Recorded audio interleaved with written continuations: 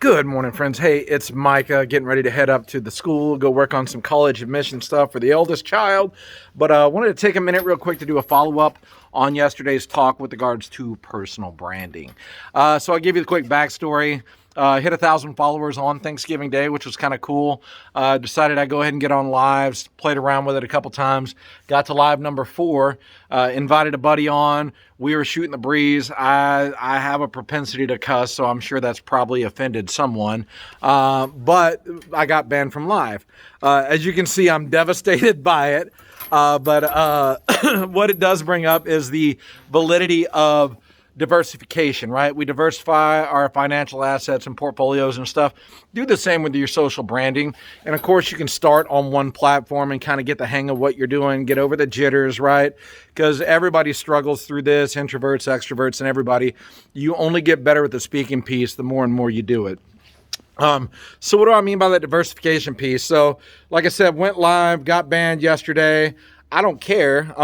For us, it's not a follower count thing. It's a message and impact thing. So, and then like the other part of that is truly to diversify where you're putting your content up at. Build followings across multiple platforms. So you'll have a lot more ROI, a lot more diverse, reach to those that you're trying to get your message across to, just because not everybody is on all those platforms. The ones I do in kind of the order I post to. So I cut my media to my phone, save it to my phone, and what that does, it gives me free, unadulterated, no labeled content and all that other good stuff. And it may affect the algorithm, so don't quote me on this or anything like that. But I say that, so I cut media. Come up with my tagline, and I've already kind of got in my mind. None of this stuff is really pre-planned for me, and all the marketers are like, oh my God, what? Because, most people say have a plan.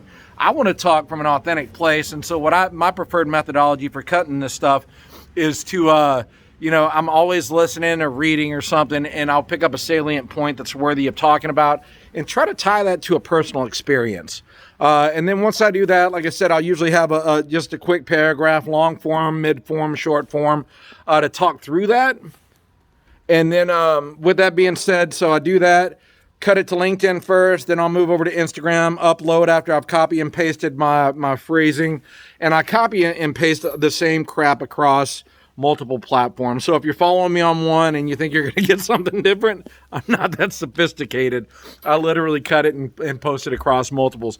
And like I said, I do that for audience reach more than anything. I don't really care about followers and all that stuff. Engagement's cool because that means the message is resonating and you get good feedback that way. But so that's kind of the salient point there. So post to LinkedIn, phrase, copy and paste to Instagram, upload. I'll usually change like the title just depending on, it's not intentional for any, algorithm reasons, but just to kind of throw that out there. So like I said, LinkedIn, Instagram, then I'll copy to Facebook, and I do personal and professional pages as well. Haven't been posting as much of my Micah Clay on TikTok. Basically was just eating up that much time. So, and focusing on the Southern Staffing Group. And why would you do that as an owner or along those lines? So a lot of people have an exit strategy as well. This is my long-term play. I'm not in it to flip it or anything like that unless that's what, the situation dictates. But so a lot of people focus on building that personal brand and then liaising that into the professional. And what that does is builds multiple bases for you. And you're really building on your reputation like we talked about, because nobody wants to do business with anyone they can't trust. So that's just a little food for thought. Let's see. What else on that? That's really about it. Diversify. Don't get yourself caught up on one platform. And everyone kind of serves its own little niche and purpose as well. As far as what the audiences use them for. So the bottom line is, by diversification, got it. Thanks, TikTok. Like, I don't know who I pissed off or whatever. Irrelevant to the thing. And we'll keep going. And so if you are on here and you like the live content, chances are we're going to try to start pushing on some other platforms to go there, mainly just because it was fun. Yesterday's episode with my buddy Mike was really a good time, and I hope folks got use out of it. But anyway, that's a longer message from me. Like I said, they gave me 10 minutes now. Dumb. But have a great day, week. Mike out.